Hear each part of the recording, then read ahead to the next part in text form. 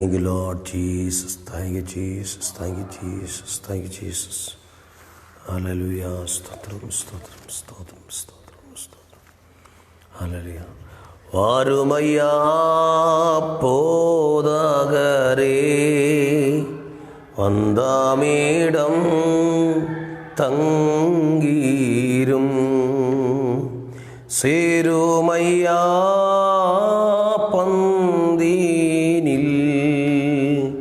എളിയവരാ എങ്ങളിടം സിരുമയ്യാ പന്തീനിൽ എളിയവരാ എങ്ങളിടം ആരുമയ്യാ പോതകരേ വന്ദമിടം തങ്കീരും സിരുമയ്യാ പന്തീനിൽ എളിയവരാ എങ്ങളിടം സിരുമയ്യാ പന്തീനിൽ എളിയവരാ എങ്ങളിടം.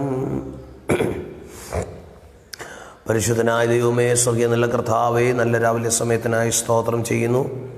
ഈ ആഴ്ചയുടെ അവസാന ദിവസത്തിലും കർത്താവിൻ്റെ നാമത്തെ ഉയർത്തുവാൻ, കർത്താവിൻ്റെ നാമത്തെ മഹത്വപ്പെടുത്തുവാൻ അങ്ങ് നൽകിയ നല്ല സാവകാശത്തിനും കൃപയ്ക്കുമായി സ്തോത്രം ചെയ്യുന്നു. വേഡ് ദാറ്റ് നെവർ ഫെയ്ഡ് എന്ന തിരുവചന ഗ്രൂപ്പിൽ കർത്താവിൻ്റെ നാമത്തെ ഉയർത്തുവാൻ നൽകിയ നല്ല സാവകാശത്തിനായി സ്തോത്രം. ഈ ഗ്രൂപ്പിന് അഡ്മിൻ പാസ്റ്റർ ജിബിൻ അവർകൾക്കായും തൻ്റെ കുടുംബത്തിനായും ശുശ്രൂഷയ്ക്കായും പ്രാർത്ഥിക്കുന്നു. ഗ്രൂപ്പിൻ്റെ എല്ലാ മെമ്പേഴ്സിനായും പ്രാർത്ഥിക്കുന്നു. വിവിധമായ കഷ്ടങ്ങളിലും പ്രയാസങ്ങളിലൂടെ കഴിഞ്ഞു പോകുന്നവരുണ്ട്. അവരെയൊക്കെ ദൈവം വിടുവിക്കുകയും ആശ്വസിപ്പിക്കുകയും ചെയ്യണമേ. ഈ ഗ്രൂപ്പിൽ കർത്താവെ മറ്റ് സമയങ്ങളിൽ വചനം ശുശ്രൂഷിക്കുന്ന കർത്തൃഭൃത്യന്മാർക്കായി സ്തോത്രം ചെയ്യുന്നു. സ്ഥിരമായി രാവിലത്തെ ശുശ്രൂഷ പങ്കെടുക്കുന്ന കർത്താവെ വീക്ഷിക്കുന്ന എല്ലാ പ്രിയപ്പെട്ടവർക്കായി സ്തോത്രം. ഓരോരുത്തരെയും സ്വർഗ്ഗം അവിടുന്ന് സഹായിക്കുകയും അനുഗ്രഹിക്കുകയും ചെയ്യണമേ. ദോഷങ്ങളിൽ നിന്നും തിന്മകളിൽ നിന്നും ഒക്കെ ദൈവം വിടുവിക്കണം. പരിശുദ്ധാത്മാവിൻ്റെ വലിയ ബലത്തിലും ശക്തിയിലും ദൈവം മറയ്ക്കണമേ. ഇന്ന് പകലിലും ഞങ്ങൾക്ക് ആവശ്യമായ സ്വർഗീയ ആലോചനകളാലും ആത്മീയ സത്യങ്ങൾ അകത്ത മനുഷ്യൻ്റെ ബലത്തിനു വേണ്ടി നൽകിത്തരേണ്ടതിനായി ഞങ്ങൾ പ്രാർത്ഥിക്കുന്നു. പ്രാർത്ഥന കേട്ടതിനായി സ്തോത്രം ചെയ്യുന്നു. യേശു ക്രിസ്തുവിൻ്റെ വിലയേറിയ നാമത്തിൽ തന്നെ ആമേൻ. Praise the Lord. കർത്താവിൻ്റെ ധന്യ തിരുനാമം വാഴ്ത്തപ്പെടുമാറാകട്ടെ. യേശു ക്രിസ്തുവിൻ്റെ നാമത്തിൽ ഈ ലൈവിൽ വാച്ച് ചെയ്യുന്ന എല്ലാ പ്രിയപ്പെട്ടവർക്കും, വിശേഷിയാൽ കർത്തൃഭൃത്യന്മാർ, കർത്താവിൻ്റെ ദാസൻ പാസ്റ്റർ ഷിജു ആൻ്റണി, മറ്റെല്ലാവർക്കുമുള്ള സ്നേഹവും വന്ദനവും അറിയിക്കുന്നു. ഈ പ്രഭാതത്തിൽ കർത്താവിൻ്റെ നാമത്തെ ഉയർത്തുവാൻ ലഭിക്കപ്പെട്ട അവസരം ഭാഗ്യമായും പദവിയായും കരുതിക്കൊണ്ട് കർത്താവിന് വേണ്ടി നിൽക്കുവാൻ ദൈവം ചെയ്ത കൃപകളെ ഓർത്തുകൊണ്ട് നന്ദി പറഞ്ഞുകൊണ്ട് നമുക്ക് ശുശ്രൂഷയിലേക്ക് കടക്കാം. കഴിഞ്ഞ ചില ദിവസങ്ങളായി നമ്മൾ എഫെസോസ് സഭയുടെ ദൂതൻ എഴുതുന്ന അല്ലെങ്കിൽ ആ സഭയോടുള്ള ദൈവത്തിൻ്റെ ആലോചനയെക്കുറിച്ചുള്ള സന്ദേശങ്ങളാണ് നമ്മൾ ശ്രവിച്ചു കൊണ്ടിരുന്നത്. അവരുടെ നല്ല കാര്യങ്ങൾ, അവരുടെ കുറവുകൾ, അവർക്കുള്ള ദൈവിക വാഗ്ദത്തം, സ്തോത്രം എന്നിത്യാദി കാര്യങ്ങളാണ് നമ്മൾ ധ്യാനിച്ചു കൊണ്ടിരുന്നത്. ഇന്ന് നമ്മൾ ചിന്തിക്കുന്നത് സ്മുർണ സഭയിലെ സഭയോടുള്ള ദൈവത്തിൻ്റെ ആലോചനയും ദൈവത്തിൻ്റെ മുന്നറിയിപ്പും ദൈവത്തിൻ്റെ പ്രശംസയും ഒക്കെയാണ് നമ്മളിന്ന് ചിന്തിക്കുവാൻ പോകുന്നത്. വളരെ പ്രാർത്ഥനയോടുകൂടെ നമുക്ക് ഈ ശുശ്രൂഷയിൽ പങ്കെടുക്കാം. നമ്മൾ വെളിപ്പാട് പുസ്തകം 2-ാം അധ്യായം 8-ാം വാക്യം മുതൽ 11-ാം വാക്യം വരെയാണ്. സ്തോത്രം. ആ 4 വാക്യങ്ങൾ കൊണ്ട് സ്മുർണ സഭയിലെ ദൂത് അവസാനിക്കുന്നതാണ് കാണുവാൻ കഴിയുന്നത്. നമ്മൾ ഈ 4 വാക്യങ്ങൾ ആഴമായി പഠിച്ചാൽ യാതൊരു കുറ്റവും പറയുവാത്ത സഭകളിൽ ഒന്നാണ് സ്മുർണ സഭ. സ്മുർണ സഭയുടെ കുറവുകളെക്കുറിച്ചൊന്നും ആ പുസ്തകത്തിൽ രേഖപ്പെടുത്തിയിട്ടില്ല. മറ്റ് സഭകൾക്ക് പലതിലും എഴുതുമ്പോൾ അവരുടെ കുറവുകളെക്കുറിച്ച് പറയുന്നുണ്ട്. എന്നാൽ ഇവിടെ അത് കാണുന്നില്ല. സ്മുർണ ഏറ്റവും മനോഹരമായ ഒരു പട്ടണമായിരുന്നു എന്നാണ് ചരിത്രത്തിൽ കാണപ്പെടുന്നത്. എഫെസോസിൽ നിന്ന് ഏകദേശം 35 മൈലോളം ദൂരമുള്ള ഈ പട്ടണം നല്ലൊരു തുറമുഖ പട്ടണവും വ്യാപാര കേന്ദ്രവും ഒക്കെയാണ്. ശത്രുക്കളാൽ പലപ്പോഴും ആക്രമിക്കപ്പെട്ട് എന്നാലും വീണ്ടും വീണ്ടും അതിനെ വളരുവാനും പല രാജാക്കന്മാർ ഇതിനെ വളർത്തിക്കൊണ്ടുവരുവാൻ ഈ പട്ടണത്തെ പുതുക്കി പണിയുവാനുമൊക്കെ ശ്രമിച്ചു. സ്മുർണയിലെ സഭയെക്കുറിച്ച് നമുക്ക് വിവരണങ്ങളൊന്നും ലഭിക്കപ്പെടുന്നില്ല, ഇതാരാണ് സ്ഥാപിച്ചത്. എന്നാൽ പൊതുവെ വിശ്വസിക്കപ്പെടുന്നതും നമുക്ക് വിശ്വസിക്കുവാൻ കഴിയുന്നതുമായ വസ്തുത, അപ്പോസ്തല പ്രവൃത്തിയുടെ പുസ്തകം 2-ാം അധ്യായത്തിൽ പെന്തക്കോസ്ത് നാൾ കൂടി വന്ന ആ രക്ഷിക്കപ്പെട്ട 3000 പേരിൽ സ്തോത്രം ചിലർ ഈ സ്മുർണയിൽ ഉള്ളവർ ആയിരുന്നിരിക്കാം, അല്ലെങ്കിൽ അന്ന് ദൈവനിയോഗം പ്രാപിച്ച് പുറപ്പെട്ടു പോയവരായിരിക്കാം സ്മുർണയിൽ സഭ സ്ഥാപിച്ചു എന്ന് പൊതുവെ വിശ്വസിക്കപ്പെടുന്നു. വളരെ വ്യാപാര കേന്ദ്രമായിരുന്ന ഈ സ്മുർണ സുഗന്ധവർഗ നിർമ്മാണത്തിന് വളരെ സ്തോത്രം പേരുകേട്ട ഒരു പട്ടണമായിരുന്നു. ഈ സഭയിലെ ഒരു കുറ്റവും നമുക്ക് ഈ 4 വാക്യങ്ങളിൽ കാണുവാൻ കഴിയുന്നില്ല. ഇതിൽ ക്രിസ്തു ആരാണെന്നും ക്രിസ്തുവിന് സഭയെക്കുറിച്ചുള്ള പ്രശംസയും പ്രബോധനവും വാഗ്ദാനവും ആണ് നമുക്ക് കാണുവാൻ കഴിയുന്നത്. ശാന്തമായി നമുക്ക് ഒന്നൊന്നായി ചിന്തിക്കാം. ക്രിസ്തുവിനെ കുറിച്ചുള്ള പരാമർശം, ആ സഭയോടുള്ള പ്രബോധനം, ആ സഭയോടുള്ള വാഗ്ദത്തം, ആ സഭയോടുള്ള പ്രശംസ, ഈ 4 കാര്യമാണ് പ്രധാനമായി സ്മുർണ സഭയോടുള്ള ബന്ധത്തിൽ എഴുതിയിരിക്കുന്നത്. അതിലൊന്ന് ക്രിസ്തുവിനെ കുറിച്ചുള്ള പരാമർശമാണ്. ക്രിസ്തുവിനെ കുറിച്ച് എന്താണ് അവിടെ എഴുതിയിരിക്കുന്നത്? നമുക്ക് 8-ാം വാക്യം വായിക്കുമ്പോൾ ഇങ്ങനെ എഴുതിയിരിക്കുന്നു: സ്മുർണയിലെ സഭയുടെ ദൂതന് എഴുതുക, മരിച്ചവനായിരുന്നു വീണ്ടും ജീവിക്കുകയും ചെയ്ത് ആദ്യനും അന്ത്യനുമായവൻ അരുളി ചെയ്യുന്നത്. ഞാൻ ഈ സഭയുടെ ദൂതിൻ്റെ ആരംഭ ദിവസങ്ങളിൽ പറഞ്ഞതുപോലെ ഓരോ സഭയോടും ദൂത് പറയുമ്പോൾ ആരാണ് പറയുന്നത്, അല്ലെങ്കിൽ യേശു ക്രിസ്തുവിൻ്റെ മഹത്വത്തെ പ്രകീർത്തിച്ചതിന് ശേഷമാണ് ഓരോ സഭയോടുമുള്ള ദൈവിക സന്ദേശം അവിടെ കൈമാറുന്നത്.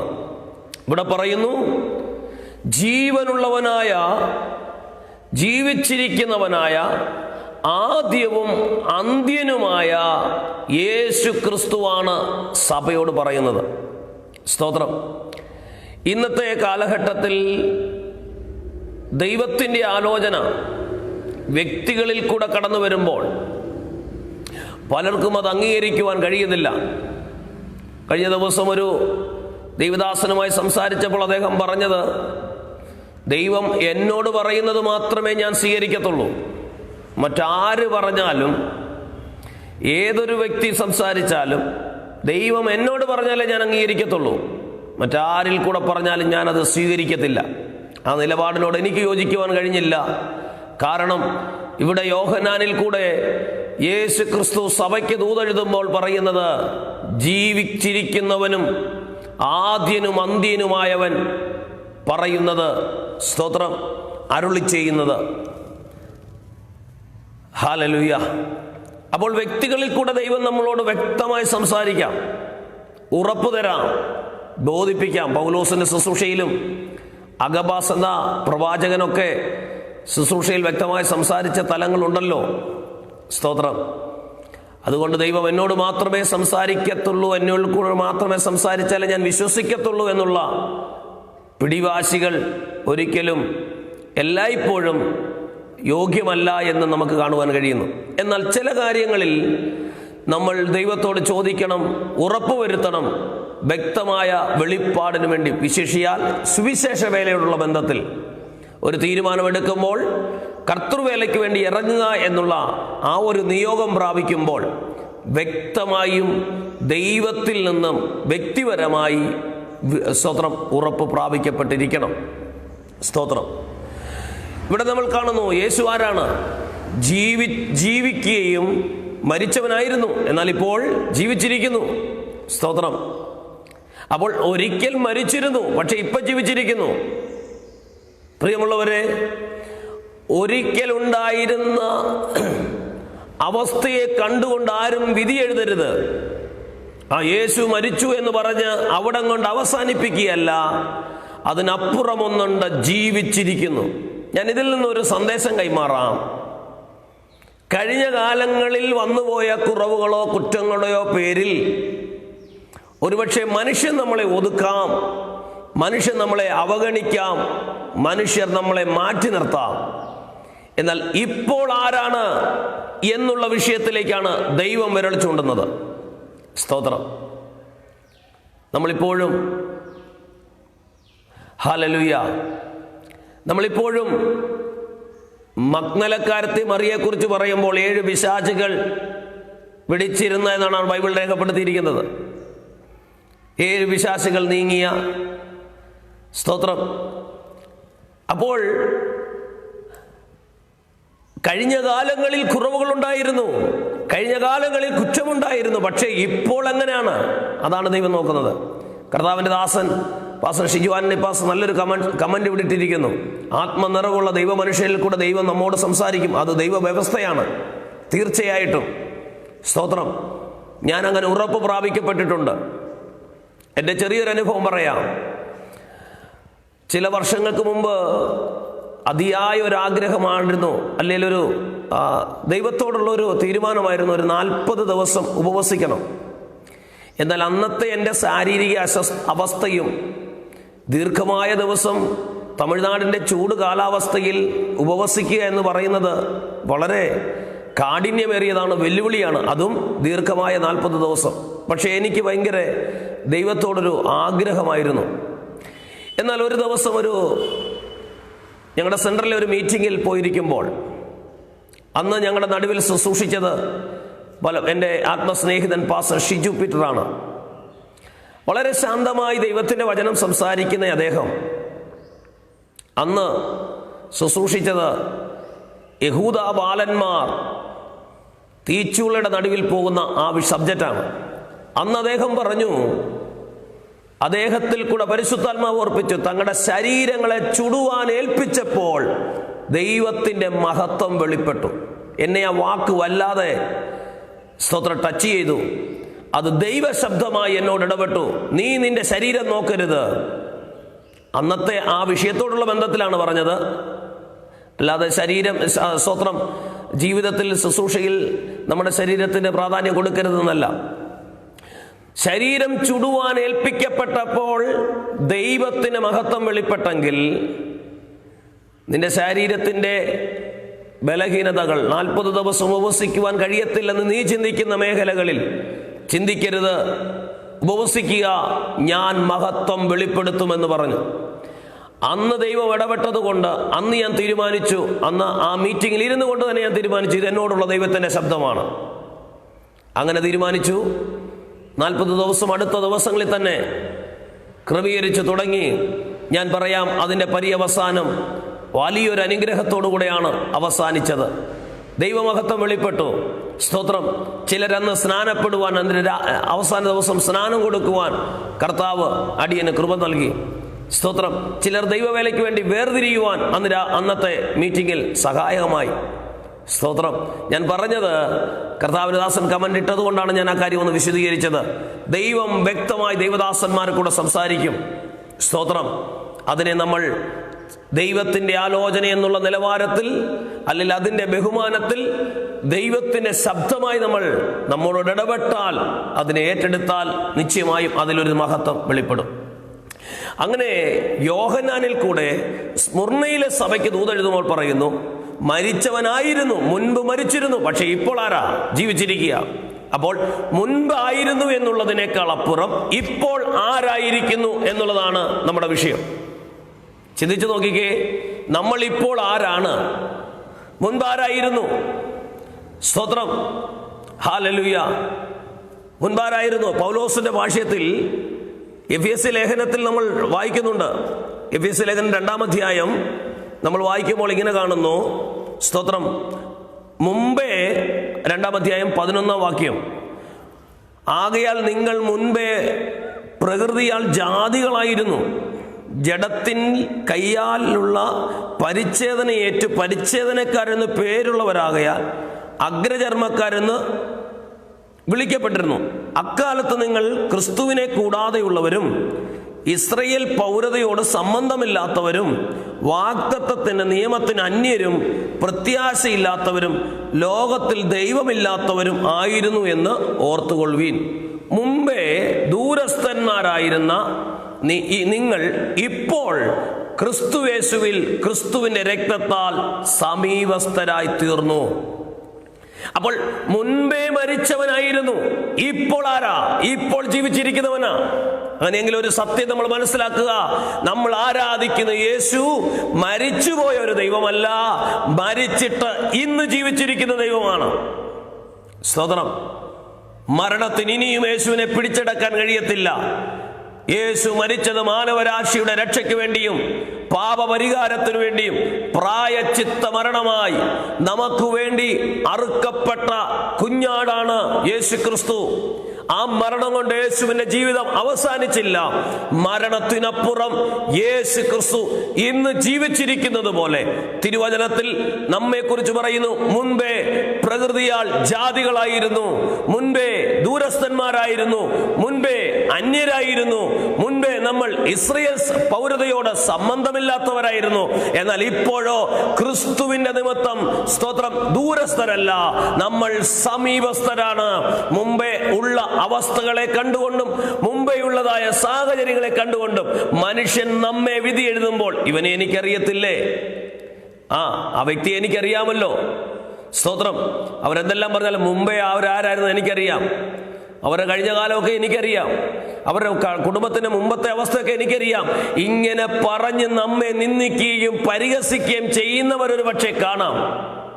പക്ഷേ കർത്താവ് കഴിഞ്ഞ കാലത്തിന്റെ അനുഭവമല്ല നോക്കുന്നത്, നിങ്ങൾ ഇപ്പോൾ ആരായിരിക്കുന്നു എന്നുള്ളതാണ്. ഹല്ലേലൂയ. എത്ര പേർക്ക് ഇത് മുകളിൽ പറയാൻ കഴിയും?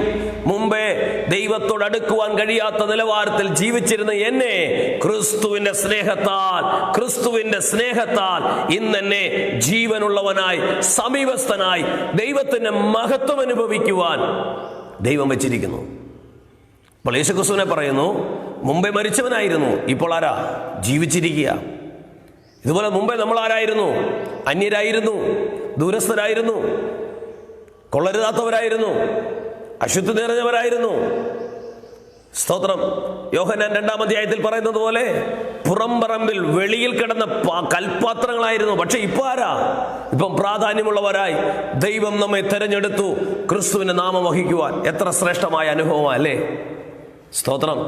അതുകൊണ്ട് ഇന്ന് രാവിലെ സമയം നമ്മെ മുമ്പിലുണ്ടായിരുന്ന അവസ്ഥയിൽ നിന്ന് നമ്മെ ഇന്ന് ഈ അവസ്ഥയിലേക്ക് കൊണ്ടെത്തിച്ച ദൈവത്തിന് നമുക്ക് നന്ദി പറയാം. യേശു ക്രിസ്തുവിനെ കുറിച്ച് പറയുന്നു, മുമ്പേ മരിച്ചവനായിരുന്നു, ഇപ്പോൾ ജീവിച്ചിരിക്കുന്നു. സ്തോത്രം. ആ യേശു ക്രിസ്തു പറയുന്നു, ആദ്യനും അന്ത്യനുമാണ്, ആദ്യവും അവസാനവുമായവൻ പറയുന്നു. ഹല്ലേലൂയ. എന്താണ് പറയുന്നത്?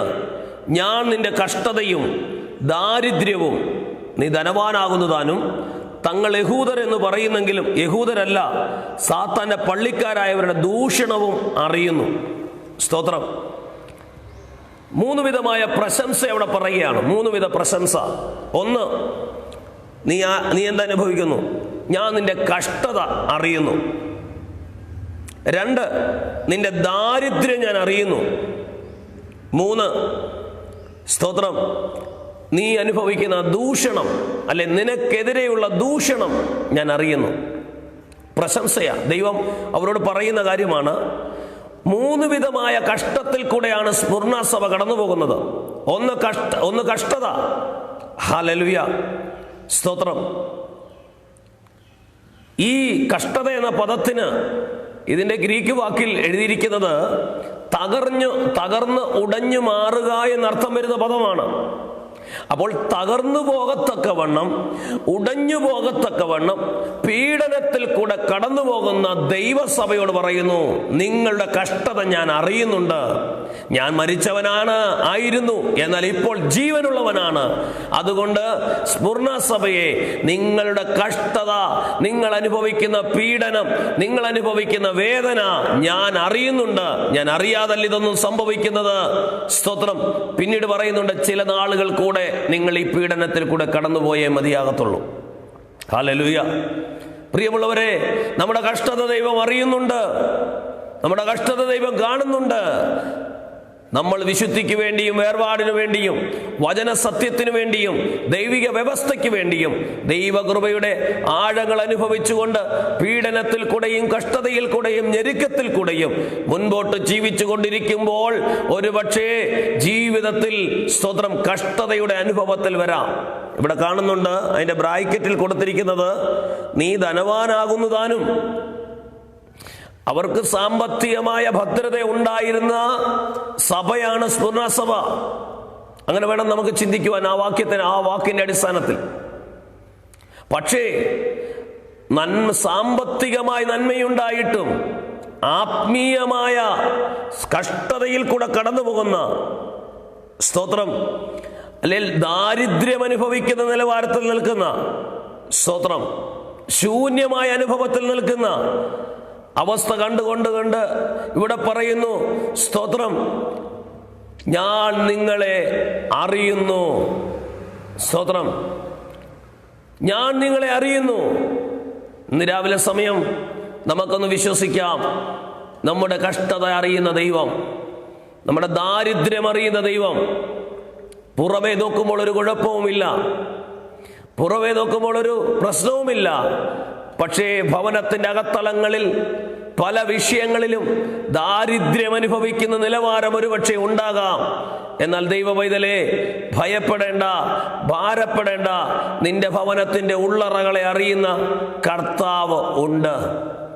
പലപ്പോഴും വീട്ടിനകത്തെ ദാരിദ്ര്യത്തിൻ്റെ ശൂന്യമായ മേഖലകൾ, സ്തോത്രം, പലതിൻ്റെയും കുറവുകൾ പുറത്തു മനുഷ്യന്റെ മുമ്പിൽ വെളിപ്പെടുത്താതെ അവരുടെ മുമ്പിൽ സന്തോഷമായും, സ്തോത്രം, ഹല്ലേലൂയ, എല്ലാം തൃപ്തികരമായും ജീവിക്കുന്ന അനുഭവം കർത്താവ് അറിയുന്നുണ്ട്.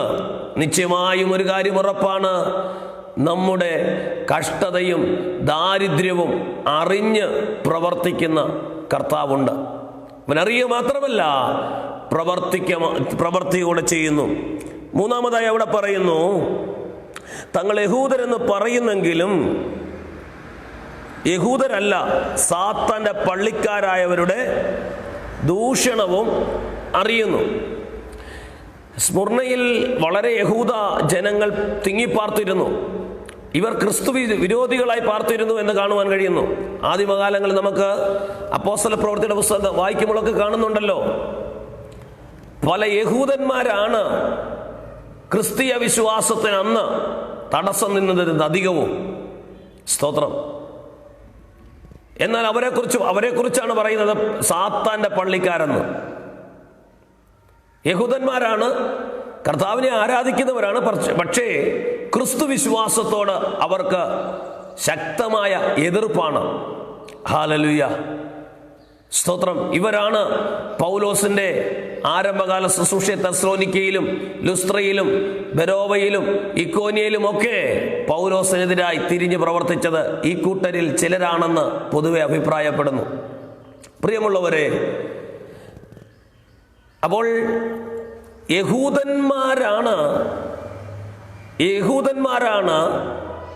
ക്രിസ്തു വിശ്വാസത്തിനെതിരായി ദൂഷണം പറഞ്ഞത്.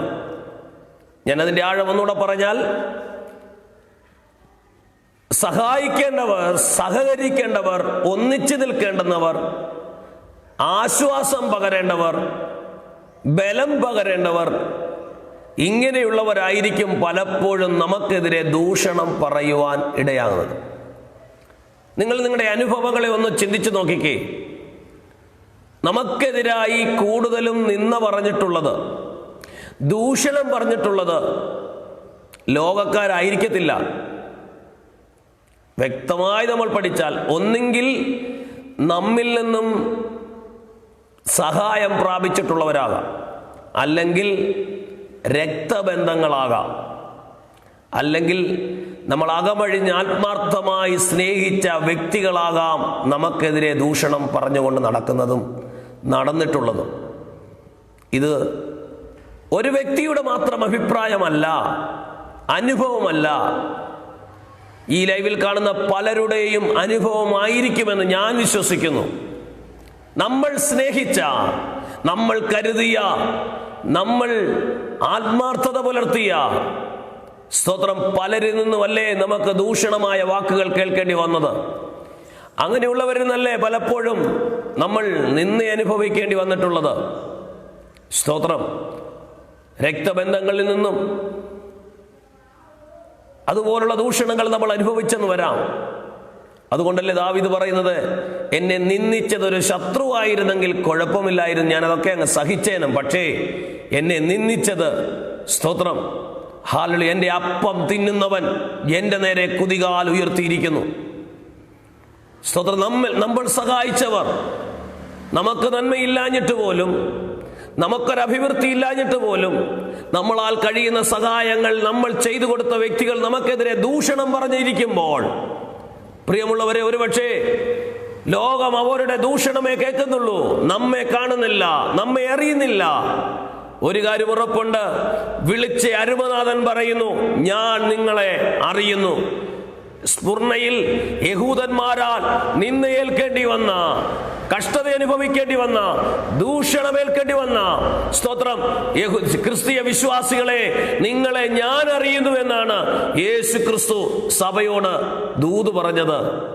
അങ്ങനെയെങ്കിൽ ക്രിസ്തു വിശ്വാസത്തിന് വേണ്ടി നിന്നപ്പോൾ സ്വന്തത്തിൽ നിന്നോ ബന്ധങ്ങളിൽ നിന്നോ നമ്മൾ സ്നേഹിച്ചവരിൽ നിന്നോ നമ്മൾ സ്തോത്രം കൂടെ നിൽക്കുമെന്നും കരുതുമെന്നും കരുതിയവരിൽ നിന്ന് പോലും ഒരുപക്ഷെ ദൂഷണമായ വാക്കുകൾ കേട്ട്, അപമാനമായ വാക്കുകൾ കേട്ട്, മനുഷ്യന് സഹിക്കുവാൻ കഴിയാത്ത, ചിന്തയിൽ പോലും വന്നിട്ടില്ലാത്ത കുറ്റങ്ങളും കുറവുകളും നമ്മെക്കുറിച്ച് പറഞ്ഞ് ദൂഷണമായി പറഞ്ഞു നടക്കുമ്പോൾ അതിനെതിരെ നമ്മൾ പ്രതികരിക്കാൻ പോകണ്ട, നമ്മൾ അതിനെതിരെ സംസാരിക്കാൻ പോകണ്ട, നമ്മൾ അവരുടെ മുമ്പിൽ തെറ്റുതിരുത്തുവാൻ പോകണ്ട, നമ്മുടെ സ്തോത്രം നിഷ്കളങ്കത്വം അവരുടെ മുമ്പിൽ നിരത്തണ്ട.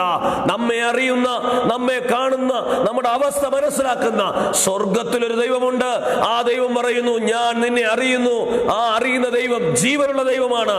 ആ കർത്താവ് പ്രവർത്തിക്കുക തന്നെ ചെയ്യും. ഹല്ലേലൂയ. ആ കർത്താവിന് നമ്മളോടുള്ള ശബ്ദമായ ദൈവത്തിന്റെ ശബ്ദമെന്നു അടുത്ത വാക്യം എഴുതിയിരിക്കുന്നു, നീ സഹിപ്പാനുള്ളത് പേടിക്കേണ്ട. ഹല്ലേലൂയ.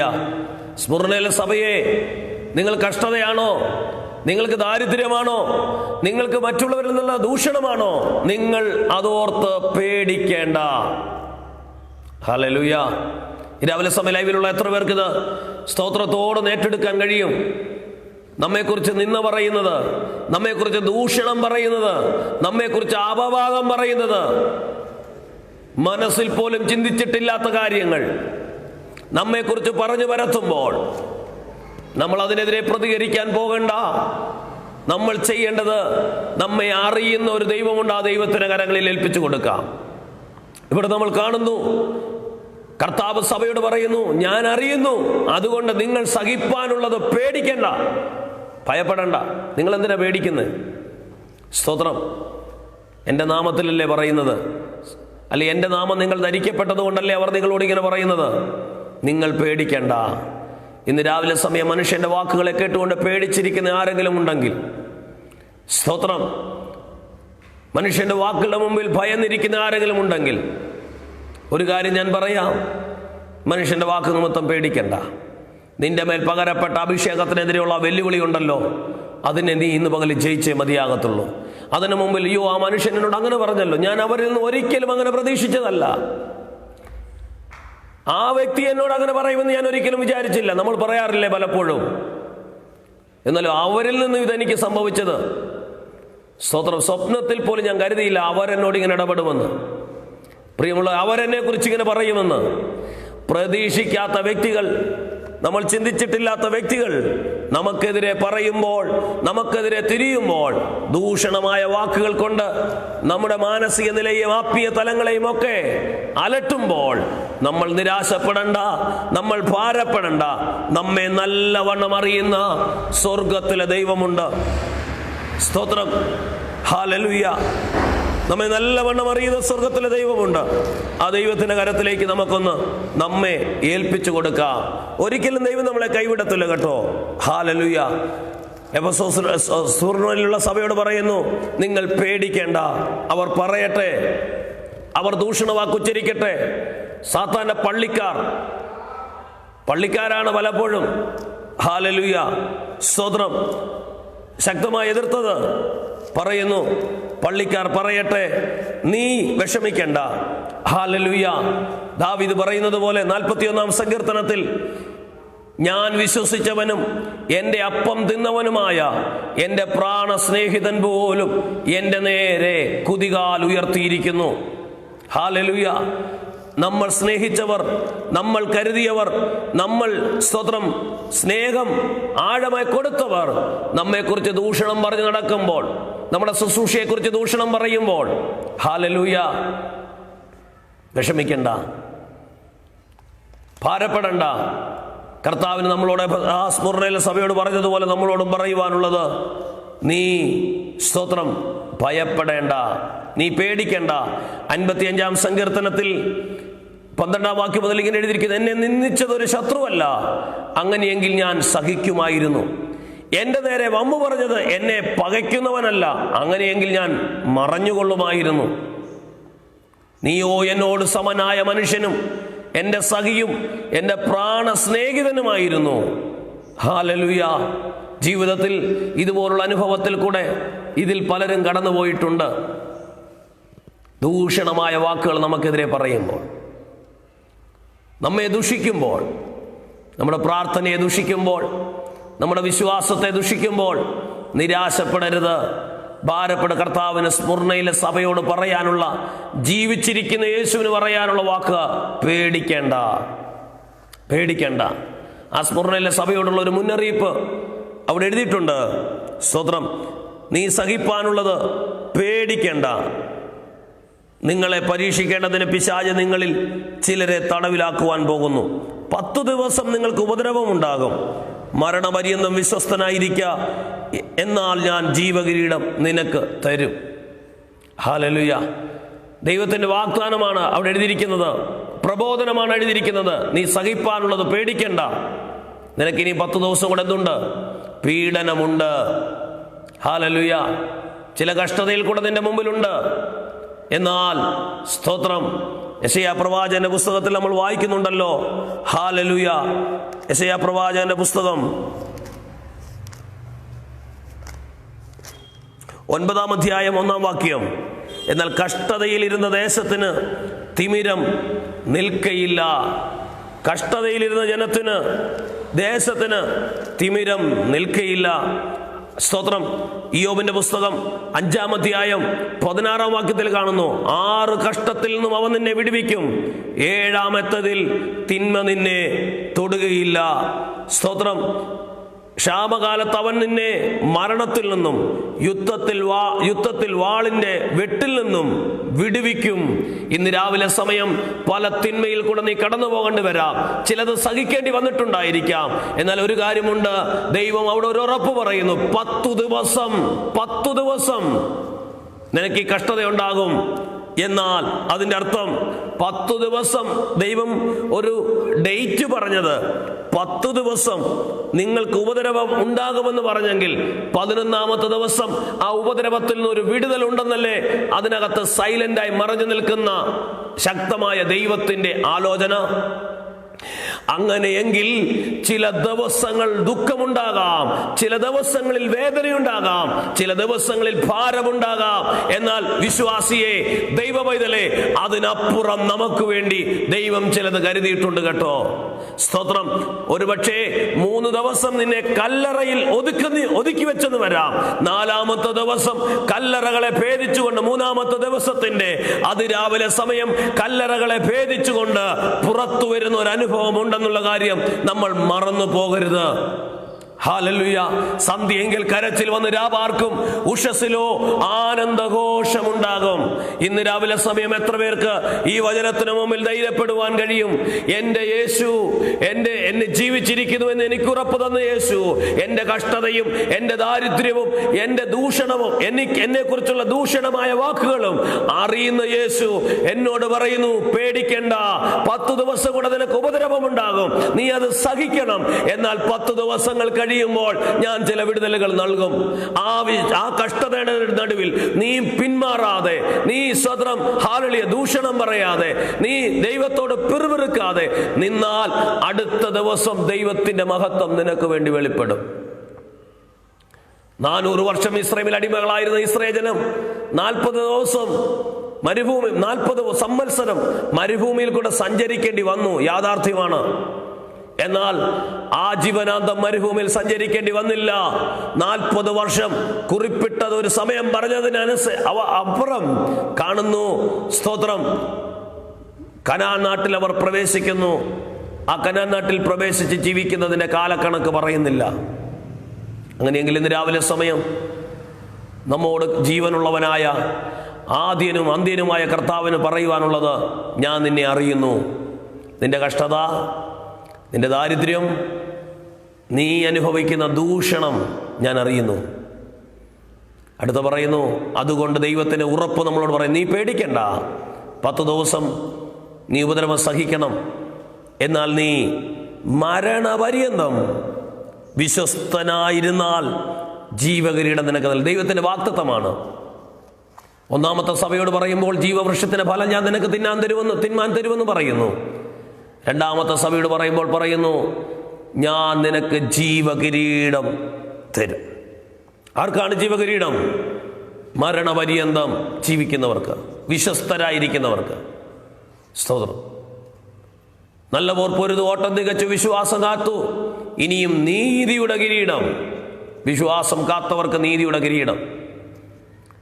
പത്രോസ് ലേഖനത്തിൽ കാണുന്നു, ഇടയ ശ്രേഷ്ഠൻ പ്രത്യക്ഷനാകുമ്പോൾ അവൻ നമുക്ക്, സ്തോത്രം, വാടാത്ത കിരീടം നമുക്ക് നൽകും. വാടാത്ത കിരീടം, അല്ലെങ്കിൽ തേജസ്സിന്റെ കിരീടം നമുക്ക് നൽകും. സ്തോത്രം.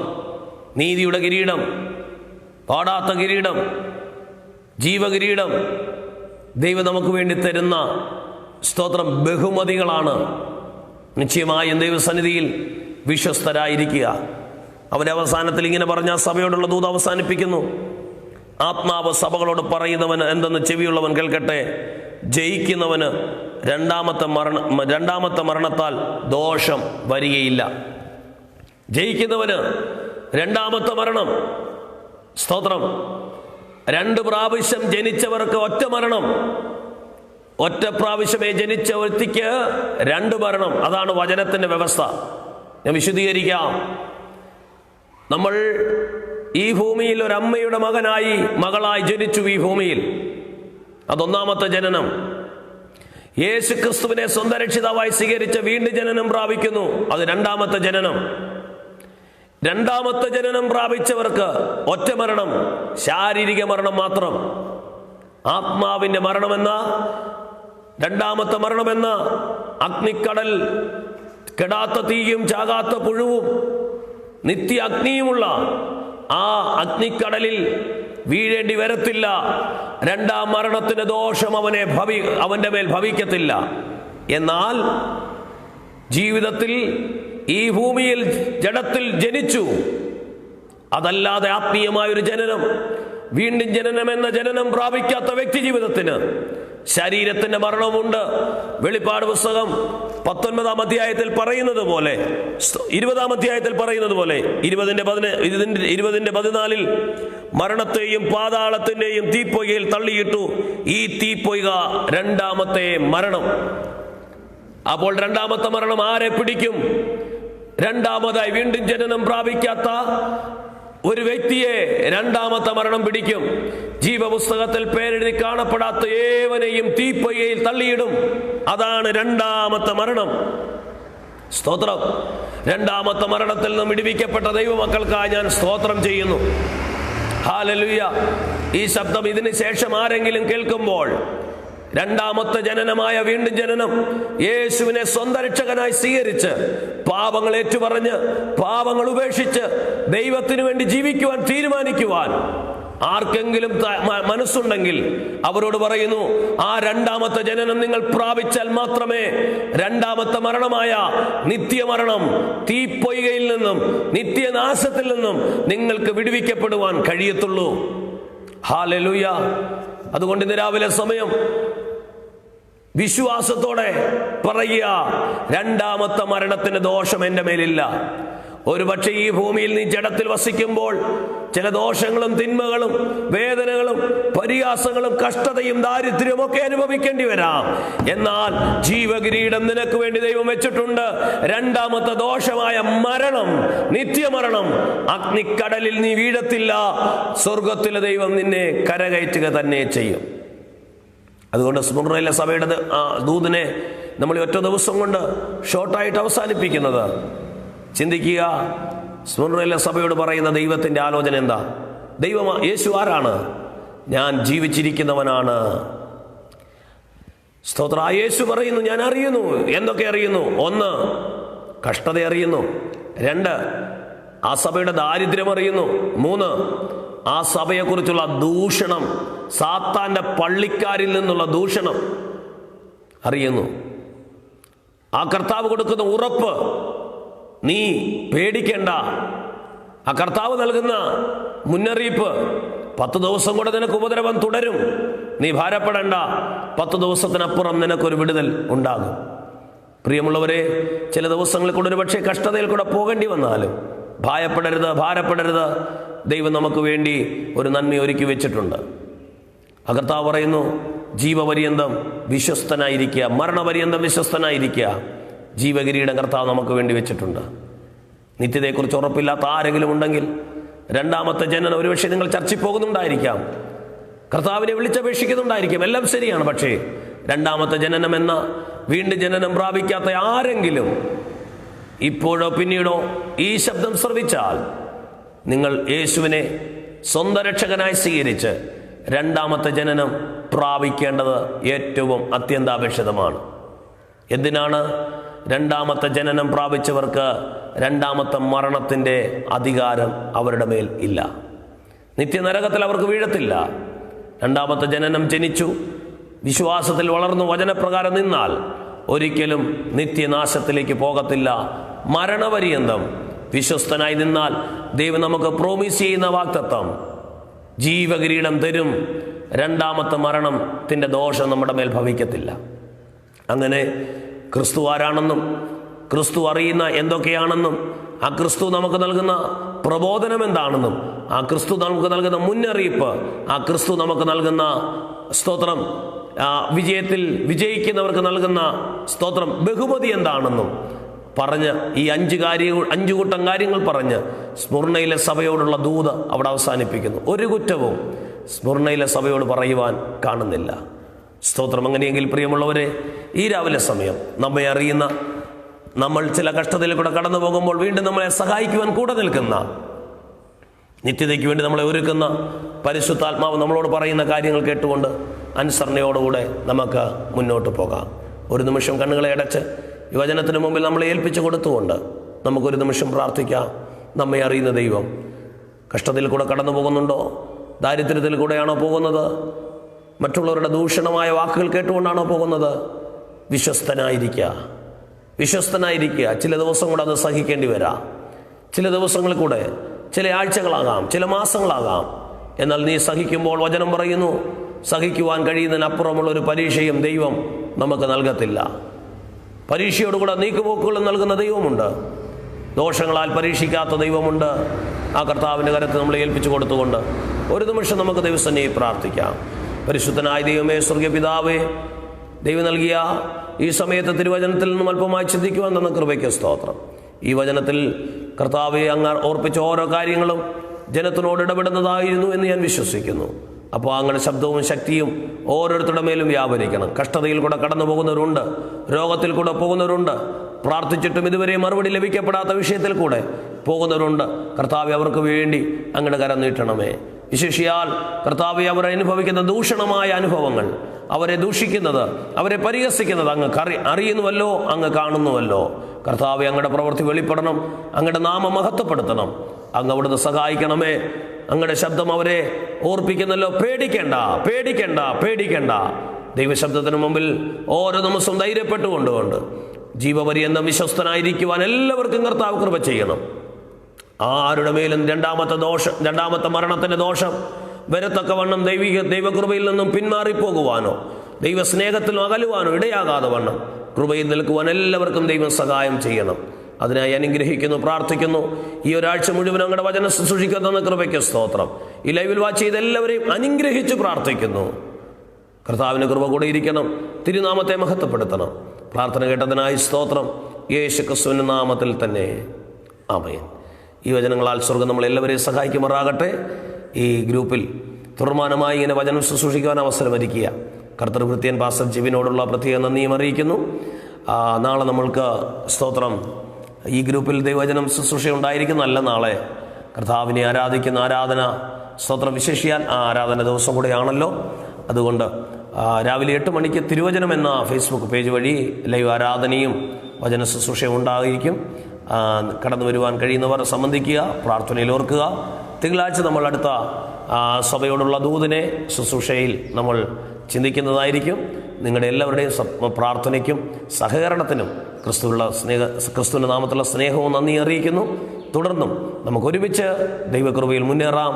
രണ്ടാമത്തെ മരണത്തിൻ്റെ ദോഷം നമ്മുടെ മേൽ വരാതിരിക്കത്തക്കവണ്ണം ദൈവിക സന്നിധിയിൽ വിശ്വസ്തരായി ജീവിക്കാം. ഈ വചനങ്ങളാൽ സ്വർഗ്ഗം നമ്മളെല്ലാവരെയും അനുഗ്രഹിക്കുമാറാകട്ടെ. ആമേൻ.